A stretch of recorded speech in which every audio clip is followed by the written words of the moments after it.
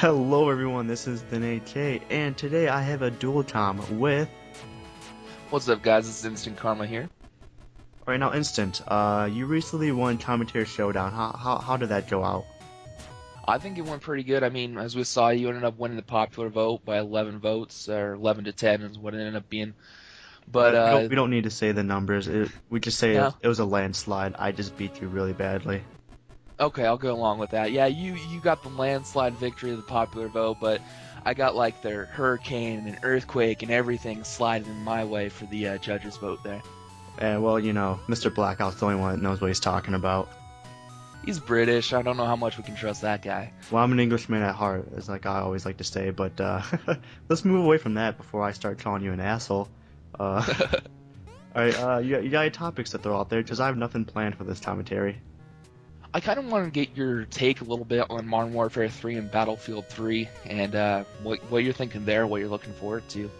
You know, I guess we can talk about this as every other person. I might as well talk about it, right? So we looked at some of the current specs that have been released with the, you know, I'm definitely to be having them on console.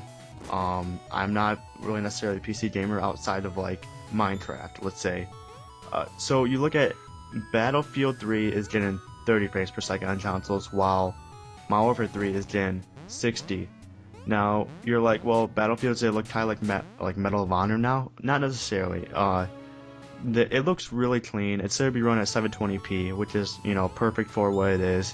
And honestly, I think Battlefield 3 is going to be much more enjoyable for me than Modern Warfare 3, because I'm really just getting sick of the whole entire Call of Duty thing.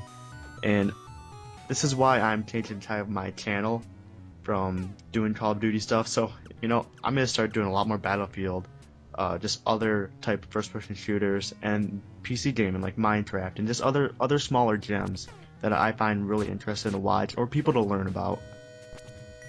I think that's definitely a great idea. I definitely see that Black Ops especially has been getting beaten to death, but I understand what you mean because all the Call of Duties are pretty much the same. Like, I've been jumping back and forth between them because I know people are getting tired of seeing the same content over and over, but you know, it's the same game from game to game, from Call of Duty 4 to Black Ops. I mean, they've improved very little, and it's just been the same basic playstyle. So I think Battlefield 3, yeah, it's definitely going to bring some great stuff here, but I'm not sure whether I'm going to get that for PC or for console, because it seems like that game has a much bigger following on the PC.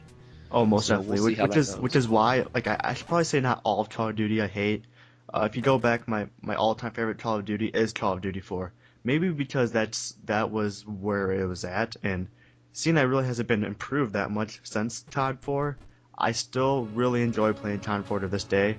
Modern Warfare 2, Black Ops, I absolutely hate. Like, it's so oversaturated that I will go back and maybe I will do COD 4 stuff. But even that, I actually really, my favorite Call of Duty probably of all time would be COD 2.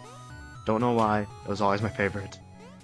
See, I never got into those early CODs. COD 4 was my first one, and I got in on the beta for that, and that's when I really figured out what the whole Call of Duty franchise was going to be about there. But I definitely think that COD 4 was my favorite because it just seemed to be it was the simplistic one. You didn't have all the, you know, weapons that people were getting angry about. Yeah, we did have, you know, some things that were a little more overpowered than others, but it was very easy to counter that kind of stuff. And you ran your 3-5-7 kill streak, and that's just kind of what it was. Exactly. It was a pure game. It was, you know, the basics of Call of Duty, the foundation for it, and we kind of lost that with kind of all the fluff that we've seen from Modern Warfare 2 is really where I think it started to go downhill, because World at War was basically the same type of game, just different setting. So I really saw the decline of the Call of Duty series with Modern Warfare 2 when they just over-fluffed it, if you will. But was World at War, was at the beginning of the UMP AK-74U thing with Juggernaut and MP40? I mean, we still had the Juggernaut back in Call of Duty 4, and we still had, you know, some weapons that were a little bit different, but I have noticed that Treyarch likes to have those one or two weapons that are definitely top-notch that the other ones can't compare with. That's why I kind of like Infinity Ward better as a developer, is because all their guns, seem to be about the same across the board.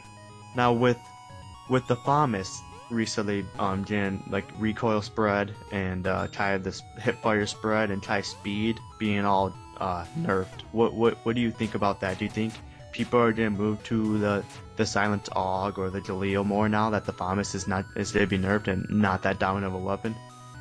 Oh, absolutely. I mean, people are always going to migrate towards the top-notch weapon, and they're just going to be moving the FAMAS down 1 or 2 tiers, and another one's going to fill its spot. So people are going to still find that there's always going to be something to complain about no matter what game we have. But I think it is a good approach to kind of even out the playing field and make more of the guns the same. Because I think it will make the Galil and FAMAS and AUG and FAMAS, like you were saying, just about the same level, and we won't see as much domination from only FAMAS users. Can you say FAMAS one more time? FAMAS, FAMAS, FAMAS. 3 times for you. FAMAS, not FAMAS. I want to make that correction. You want just say it one more time, please? I enjoy this. FAMAS. He doesn't know how to talk. Anyways, it's my Colorado accent. We'll like, on that. Who the hell is this dick that beat my awesome favorite commentator of all time in Commentator Showdown? What can my subs see at your channel? I got a lot of randomness overall, but what I like to try to stick to is mostly the gameplay right now, and I'm not telling people like, go sit in this corner or go, I run up here and throw a grenade. It's kind of just loosely based on the gameplay, more of just giving you tips, kind of the insight behind how I play. But we might be looking at migrating towards some story time and that kind of stuff here as Black Ops continues to grow stale and things like that. So is it Call of Duty based, or you feel like you can venture into some other type games? We'll see here. I mean, I told my subscriber base that I'm going to be Call of Duty commentaries. As I open all my videos, I say we're back with another Call of Duty commentary. And, that's what I built my foundation on. So I don't really want to betray them in that respect. But I think we could definitely add to what I've had on there up until Modern Warfare 3. But once that game comes out, it's pretty much going to be exclusively that and Battlefield 3 from that point on. Fair enough. There's definitely a market for it. Whether each to their own, I guess, with opinions, and I don't necessarily enjoy watching that stuff, but there is a market for it. So I say, if my subs, if you guys want to see Call of Duty, InstentKarma is a great commentator. I want you to head over there, leave a comment on his channel saying something like Nate K is incredibly awesome, Joe suck it. And go ahead, sub to him if you enjoy that type of stuff. He is a great commentator, a good friend. Any other topics you want to talk about there, Karma? Not that I can think of, unless you got something. Well, I guess if you're gonna upload this to your channel as well, I might as well talk about myself, like I always like doing. Absolutely, I'm sure my subs love to hear it. I am the Nate K. I am incredibly awesome, a lot better than InstentKarma in every way possible. Sure. I am classical music of gameplay commentaries. I'm really chill. This is pretty much what you get. I have really dry sense of humor. I'm very sarcastic. Pretty much everything that comes out of my mouth is total bullshit. Even this.